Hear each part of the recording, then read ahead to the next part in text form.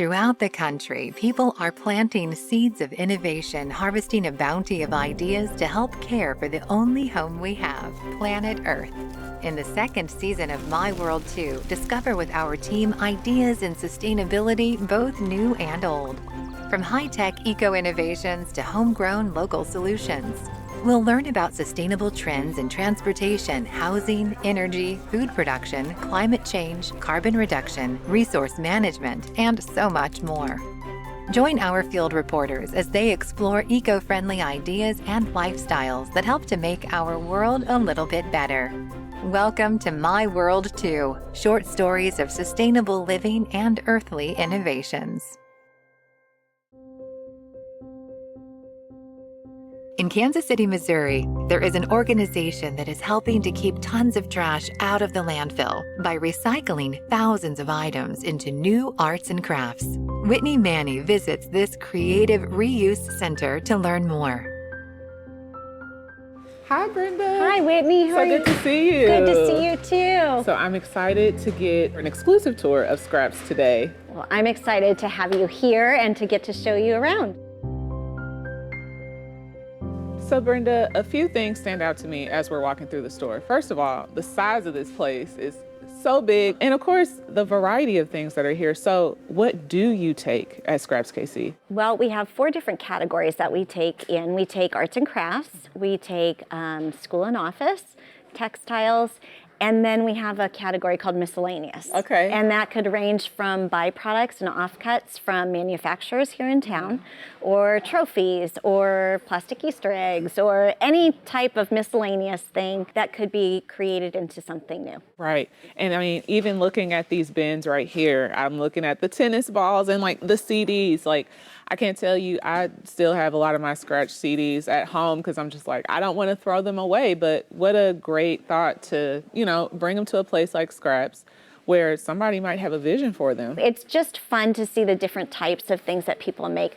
Here we encourage people to break things because just by changing the shape, you can get a new idea of some way to use it. That's part of the upcycling process because you may look at the CD as a circle, but when you break it, it's a bunch of different parts. I love how many surprises you can find in here. Now, when you are curating this space, so I think that it's a level of curation that happens, right? Are there things that you just do not take? Yes, there are a lot of things we don't take. We don't take things that you might find in a traditional thrift store, such as cooking elements. However, some cooking elements are great for art, so we kind of have to pick and choose. We do take some clothing for our homeless outreach, but we don't take all clothing. But it is hard to choose sometimes. We like to say we like the weird. And sometimes weird is a very creative name for something that's just a little offbeat, and people that they might enjoy and be able to see something new happen with it. Okay, so I'm noticing that there are, some partially used supplies, but there's also quite a few things that are actually brand new, like packaged paper still, staplers we've seen, different machines and stuff like that. So where does that kind of stuff come from? So we have seen with people working virtually from home that a lot of businesses are combining offices or closing down their physical location. And so we are seeing a lot of that impact come to us in the idea of tape dispensers and staplers and by the hundreds. And so we're getting a lot of those materials from them. But some of the supplies too, like the packaged filler paper, we have a school supply drive every year. And we ask schools to gather materials that the children would throw away, and we keep them out of the landfill. We bring them here to us and we clean and repurpose all of those supplies and then give them away free to teachers. It's my favorite day of the year. That's nice. I know that another aspect of Scraps is your homeless outreach with the Kansas City community. Can you tell me a little bit more about that? Sure. So we started ScrapsKC because of the homeless. We had been serving breakfast on the streets for 5 or 6 years, and one of the homeless men that we had built a relationship asked us for a job. And so we decided to open this as a place where the homeless could come in and be purposeful during the day and build their self-esteem, build relationships, In exchange, they'll have a meal, they'll have things that they need to survive on the street that they can take with them. They work the entire time that they're here. And then when they're done working, then they can get whatever supplies that they need to be safe and healthy on the streets. Well, I've been homeless for a few years now, and coming here gets me off the streets for a few hours a day, get warmed up, get something to eat. It's a good place for the homeless to come for assistance.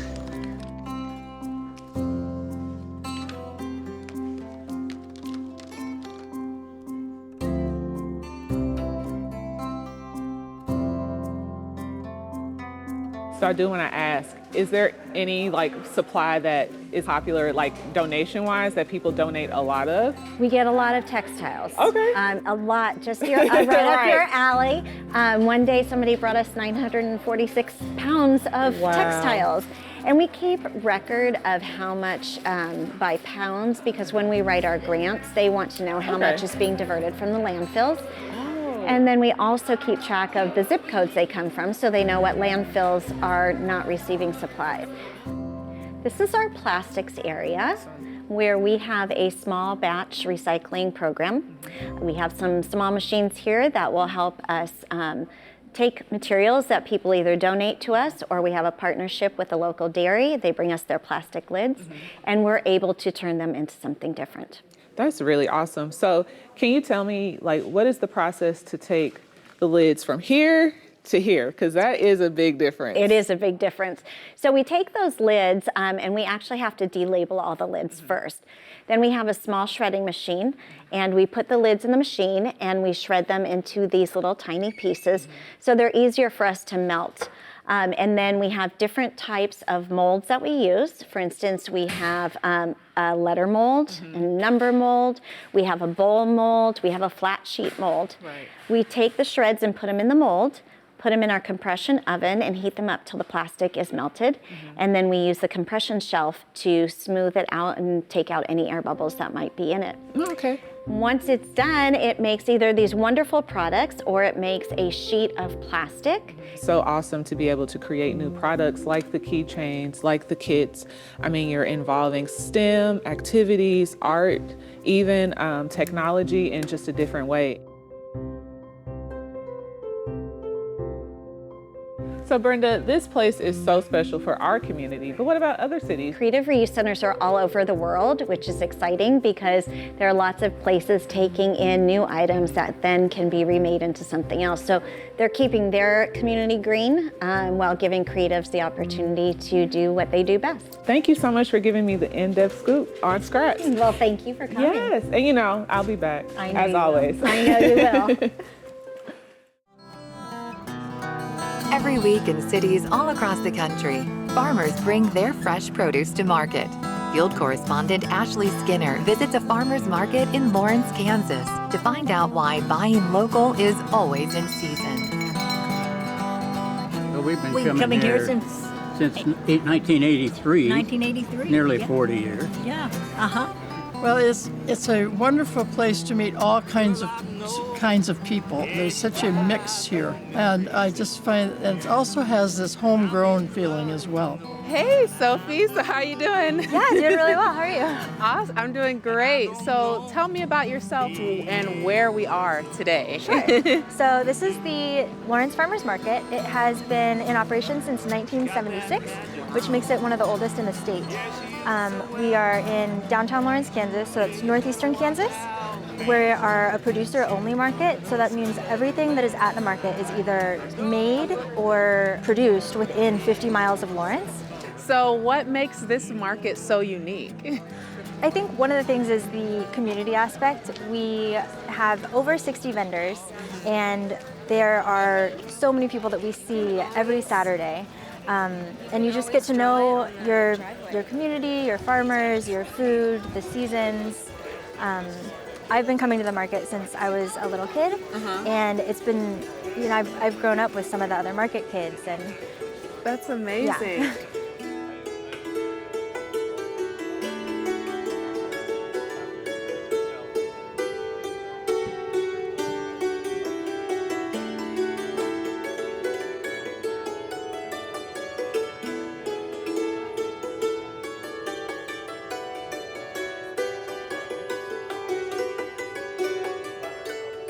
So Emily, it's nice to see you here today.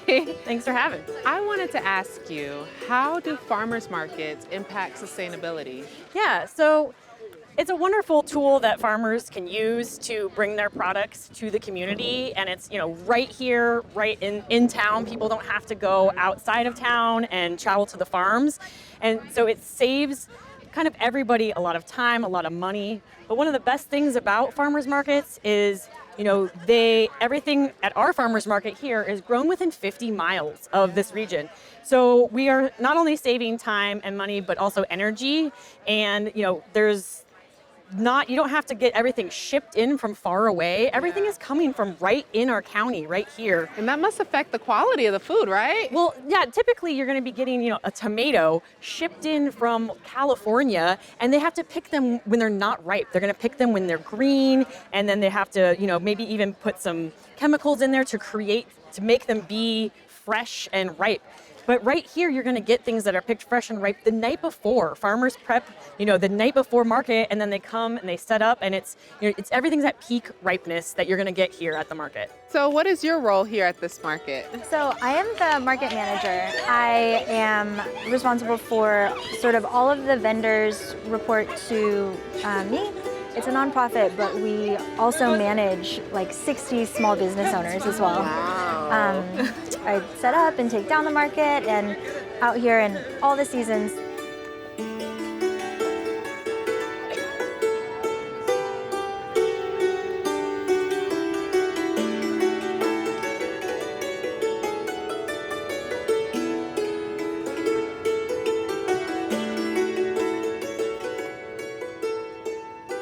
So how do farmers markets support the local economy? So by shopping at a farmer's market, you are keeping your food dollars within your local economy.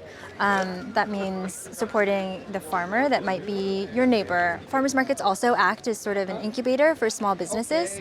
And so by voting with your food dollars and shopping at a farmer's market, you're telling local businesses, yes, I support you, and you're an important part of our community. And there's such a diversity of businesses that you see here at the farmers market. Yes, so we have organic farm stands, we have local bakers, we have craftspeople. I think that the local farmers market does help the local economy a great deal, because we've got supermarkets and they're fine and we use them, but this is special. This is homemade stuff, homegrown stuff, and that's things we really appreciate. And it makes Lawrence the wonderful little small town, big town that it is.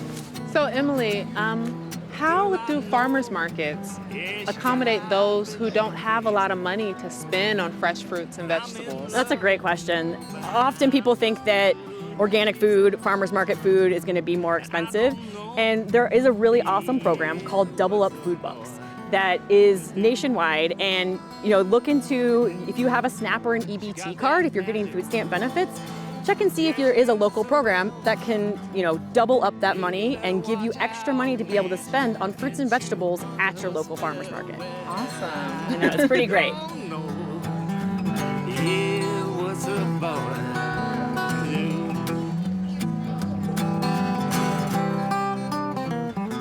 I think farmers markets enrich the community because they are a community within themselves. The farmers market presents a space for everyone, regardless of ability or background, to come join together in a forum. There are community booths that come table, so you can learn about cooking or nutrition or register to vote.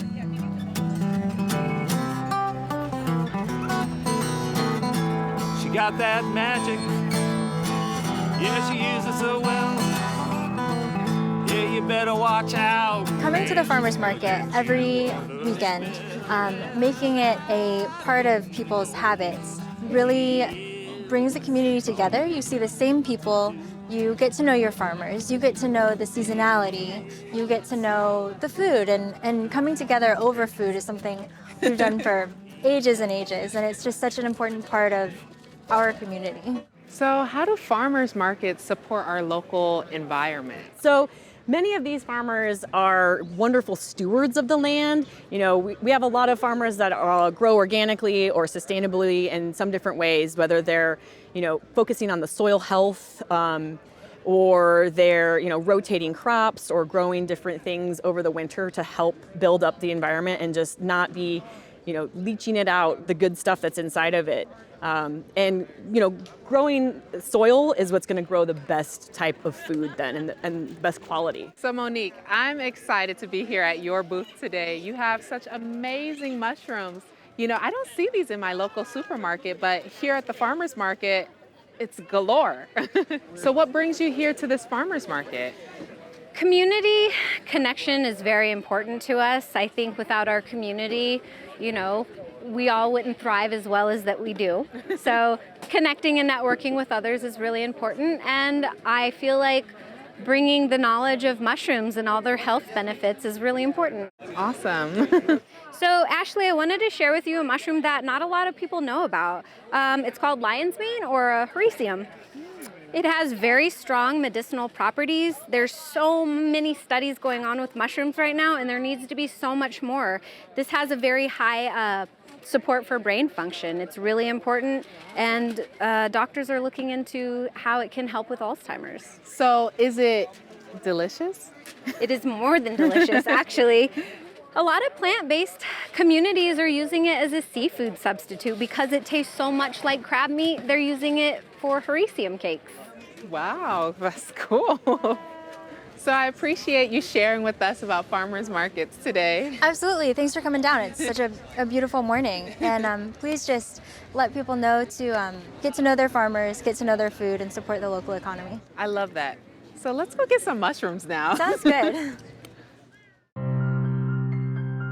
Every morning it rises and every evening it sets. But could it be the solution to our renewable energy problem? Nick Schmitz finds out how you can harness the power of the sun to electrify your home.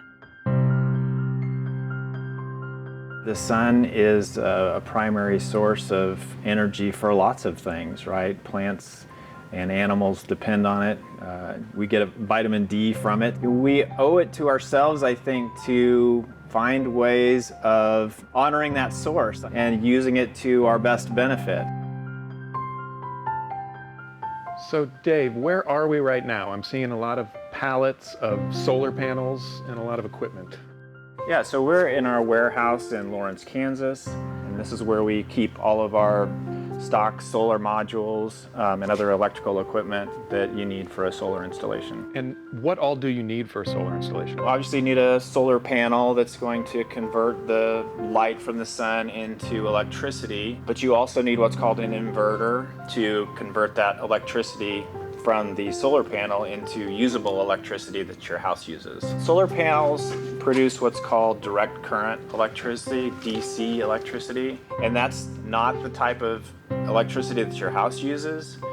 So the inverter actually converts that electric current to what's called alternating current, which is what your house uses. About how many of these panels would I need on the roof of my home if I had, say, an average 3-bedroom house? So that's a question we get a lot, and it's a really hard question to answer because there's a lot of factors that go into sizing a system. One is, do you have roof faces that face the south? If you have east or west facing roofs, they will produce less power. If you have roofs that are different slopes, that's going to produce a different amount of power. But the average sized solar system is about 7,000 watts or 7 kilowatts. Each one of these panels right here that we're looking at is 360 watts. Okay. So essentially 3 of these panels is a kilowatt. Okay. So 3 times 7, 21 of these panels would give you a 7-ish kilowatt system.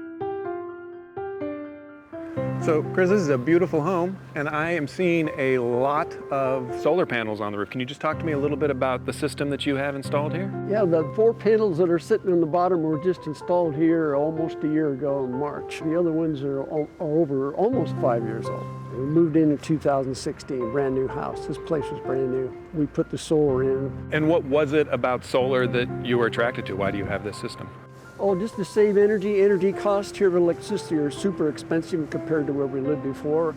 And we've always big fans of solar over the years. Can you sort of walk me through What is this doing that's generating power for my home? So the solar cells have electrons in them, and the photons from the sunlight actually push those electrons, move those, excite those, and force them out of the layer of silicon to another layer in the silicon, and that action produces the electricity. So each of these cells have to be connected to one another through intercell connections to pass that electricity from this cell to this cell to this cell, and ultimately out of the solar module to your home. And so on the back of the solar module is the place where all of that electricity that is consolidated, and then it comes out of the panel in these wires. What is this made out of? Is it durable? Is it going to withstand the elements? These are rated for 1-inch hail at 52 miles per hour, so they are very durable. Are you able to run your entire house during the day when the sun's out? Pretty much.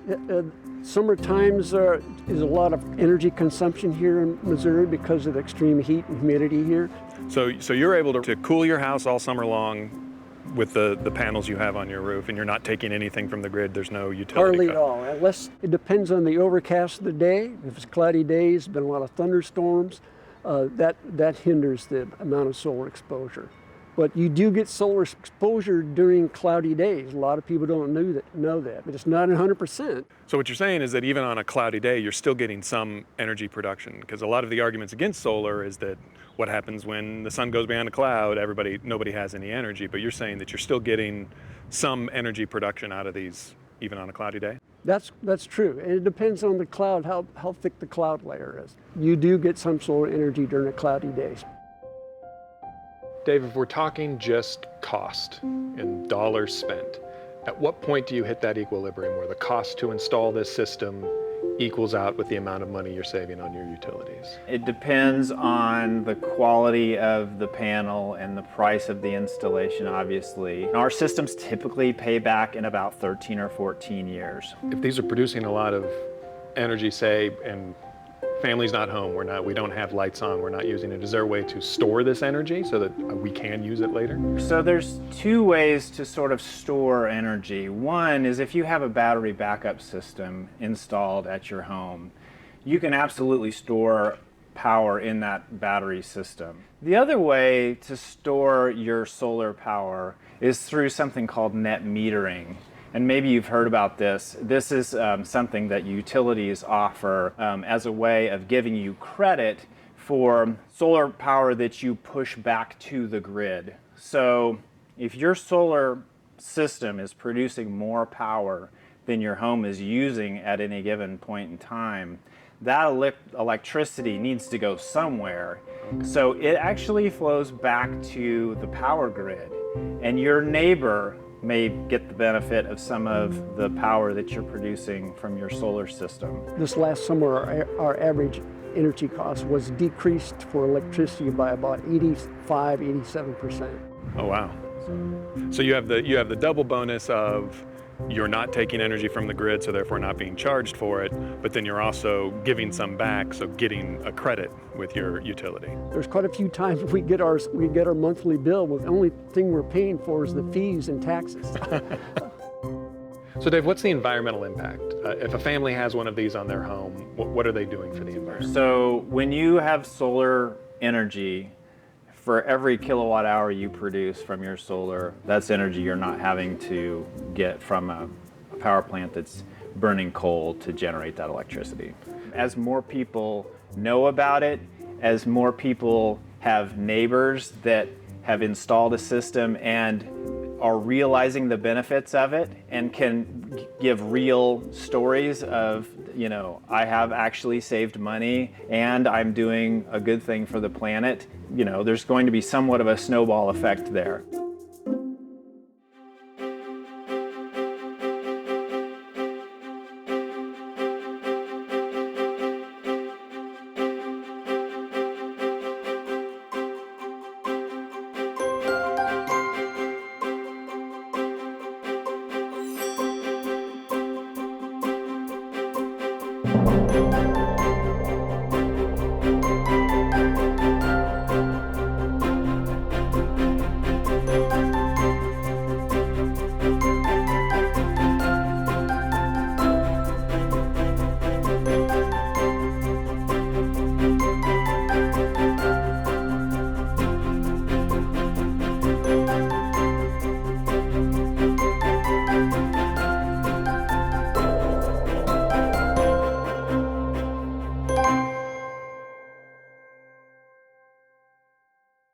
We talk about building prisons and building prisons and building prisons. What we need to invest in is more human capital. How do we help take care of our people that are here that want to change their lives? Everybody doesn't want to be bad and do crime.